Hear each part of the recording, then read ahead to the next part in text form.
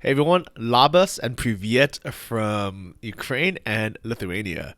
So this is my monthly income, travel, and expenses report. Let's get right into it.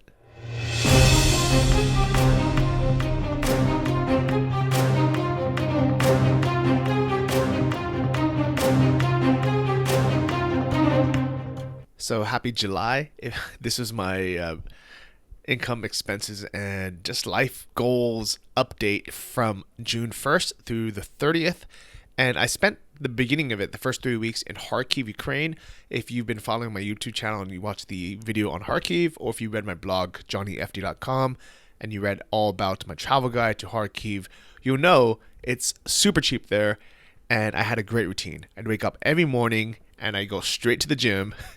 Then I would work for a few hours, go for walks, have great food, have great steaks. It was a really good life.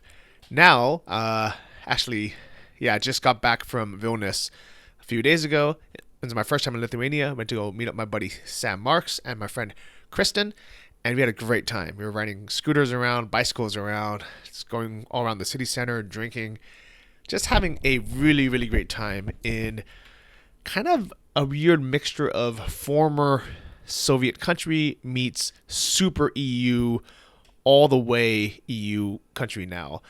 So it's a nice combination. It kind of looks and reminds you of places like, I don't know, Vienna or Barcelona or any kind of Western European country. But then there's little things that are still very Soviet about it, like some of the buildings, some of the architectures, some of the mindsets. But at the same time, all the young people under 25, they all speak English very well. Better than pretty much any other country I've been to where English isn't their first language. I would say almost as good as like Holland or Sweden. Not quite, not quite as good as Holland and Sweden, but like much better than Germany or Spain or Portugal or anywhere else that you might think they might speak some English. And of course, way better than Ukraine, where almost nobody speaks English. But everyone over 30 speaks Russian as their kind of primary language. I mean, I'm sure Lithuanian's their official language, but you might just hear them speaking Russian to each other, and it's just normal. We actually met up one of the podcast listeners and blog reader, Idas Lublu. Nice to meet you. Nice to see you. Thank you for treating us out to dinner. That was awesome of you. Really appreciated that. Sam and I are wearing matching shirts for who knows why, but it was great having some drinks, some traditional Lithuanian food, and it was just really a great time. So I really, really enjoyed my time there. So let's take a look at some of the travel and living expenses. So Kharkiv was super cheap. It is way cheaper than Kiev or Odessa. And it's funny because I thought it was cheap, but then I realized it's been 2 years since I've been to to Kiev, and the prices there in 2019 are cheaper than the prices 2016 or 2017 here in Kiev. Now that I'm here, I realize things are way more expensive. So I'm staying at a really, really cheap, the cheapest Airbnb I can find here, and it was still probably 30% more than a comparable one in Kharkiv. But things like the cheapest gym I found here was $35 a month. Not expensive, it's pretty cheap. But the gym I found in Kharkiv, also in the city center, a very similar gym, is $12 a month. I actually forgot how cheap it was. So I want to say this. If you like the Western lifestyle, you like craft beer, you like good wine, you like to go out for steaks, you like that type of life, maybe cheese, the things that, you can only really get in Europe, really good bread. Oh my God, the bread here is so good. I actually think the bread in Ukraine is better than the bread in Germany. And you can quote me on that because I've had bread in both places. There is amazing bread in Germany, but most places you'll get it, even the bakeries. In Ukraine, they're better even at a supermarket. And it's way cheaper here. Bread is like free here. It's so cheap. It's hard to fathom how cheap good bread is here. I'm talking like $1 a loaf for really good brown bread.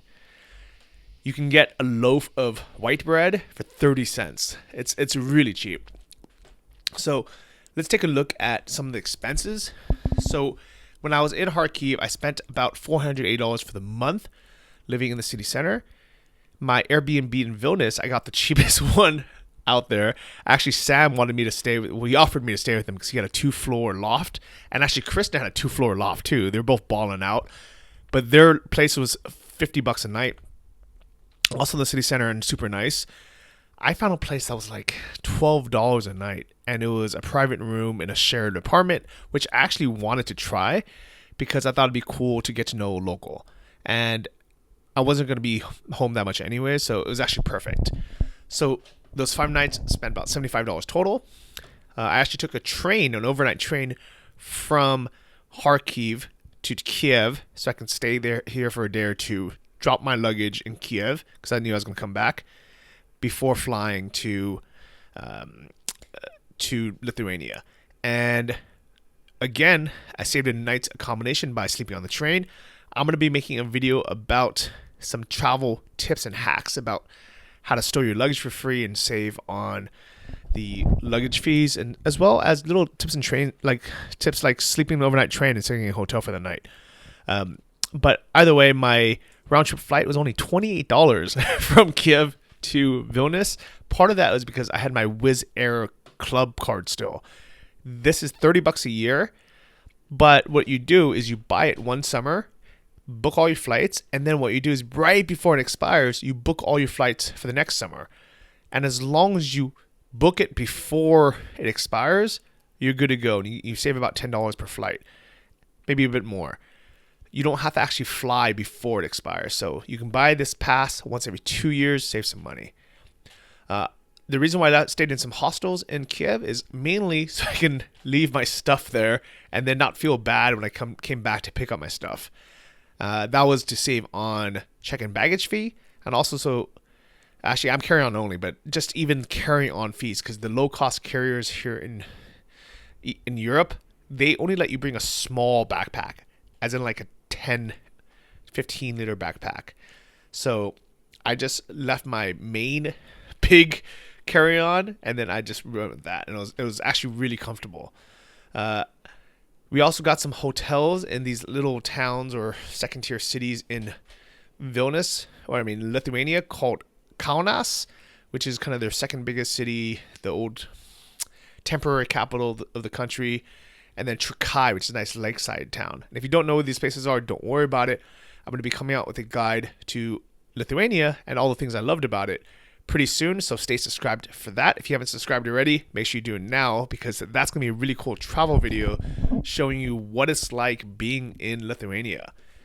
So as far as price, Ukraine was so cheap, 10 gigs of data for $4.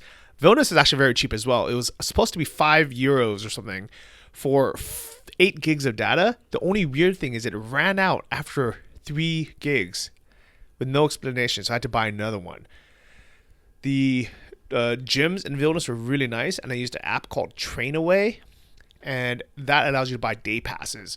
I know they set up Johnny FD as a referral code, so you can get 25% off your first workout.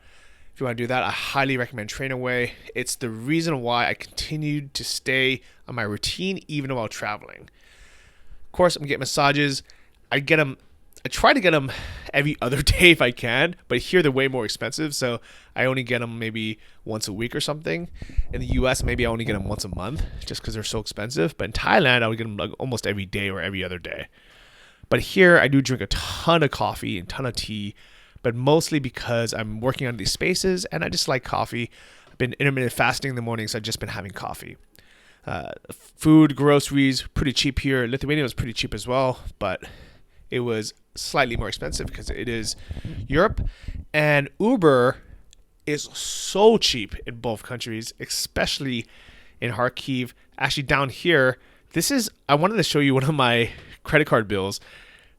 I also use this credit card for other things, but I take so many Ubers that there was one whole screen where it was just Uber rides. And you can see how cheap they are, because a lot of these are not like, I'm not taking them like a block. I'm taking them like, a 20-minute walk away. So it's not a long distance, but it's significant where I don't want to walk 30 minutes or something. I'd rather just pay $1.89 because it's a flat rate. This is also the invoice from Wizz Air, which is actually a Hungarian airline, and I'm so proud of it because it's 740 grivna, which is $28, and this was the cheapest flight I think I've ever taken in my life. So I was really happy. So total expenses, it kind of added up. I think a lot of it was just because I was in Lithuania, which is a bit more expensive, and whenever you travel, it's a lot. So if I just stayed in Kharkiv, it would have been a few $100 left. And obviously, I do a couple of things like get massages or take 50 Ubers a month or give money to my parents that aren't necessarily included in everyone's budget. So I try to make my expenses kind of reflect without optional gifts and donations. But even the 1,500, it's not bad if you think about it, because I spent twice that much just living a normal life back in the US, and that's without taking taxis, without eating at nice restaurants, without getting massages, without any of these nice things. So I really enjoy this life, and to be able to live in the city center, to be able to walk everywhere, to be able to take taxis whenever I want, it is a great life, especially during the summer. So how do I actually pay for all this? What's really cool is I created a video. If you haven't watched it already, watch this next. It's my 14 sources of income. I didn't realize how many I had. I knew I had multiple streams. And to be honest, I started multiple streams of income out of fear. I was worried that any one thing would change. Google might change their algorithms. Shopify might change something. Facebook might change something. Amazon might screw me. And I would just kept saying, okay, well, let me add another stream. Let me add another stream. Let me add another stream. Let me just be kind of foolproof. And after all these years, I realized I have 14 streams. That's pretty cool. So watch this video next. If you haven't, if you did watch it, leave a comment below and let me know what is your favorite. What are you working on? What do you want next? And also, I'm really excited that one of my partner stores just broke a record for the store. $14,954 in sales. Really, really excited for that. The only thing, if you look at the numbers, if you know how to analyze e-commerce stores and dropshipping, is right now we're at industry average of 1% conversion rates. Let's try to get that to 2%, and their profits will triple. If you want to learn how to dropship, check out Anton's course, and if you can't afford it yet, get his book. I have a link here. You can buy his book for just $7, and he's my mentor. I learned everything from this guy, so I highly recommend it. And in total, with all my different sources of income, I had a decent month, $4,158, but that actually doesn't include a lot of other things, like things I didn't get paid for yet. And also even the dropshipping income, we're basically holding it until we sell the stores after a year and a half. So, and I also don't calculate paper gains. So for example, I technically grew my net worth by $14,000 this month just from index fund growth. But if you notice, the month before it went down by $16,000, even though I had 4 or 5 good months in a row.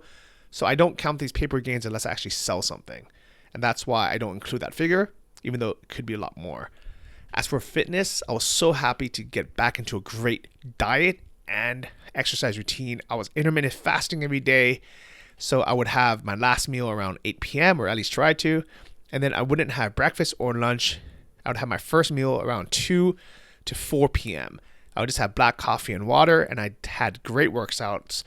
I'm using an app called StrongLifts 5x5, which just basically adds a little bit of weight every single workout every other day to your one of your 5x5 workouts. If you're interested in StrongLifts, feel free to ask more in the comments. I'll explain it better, but it's a great full body Olympic kind of workout to build muscle. And that is it. So I hope you enjoyed this video. I hope you enjoyed following the journey. And if you have any questions, leave a comment below. Let me know what your goals are for the month, and if you're achieving them, what your fitness goals are, or your diet goals are, or your travel goals are, and also what your income goals are. See you next video, guys. Bye.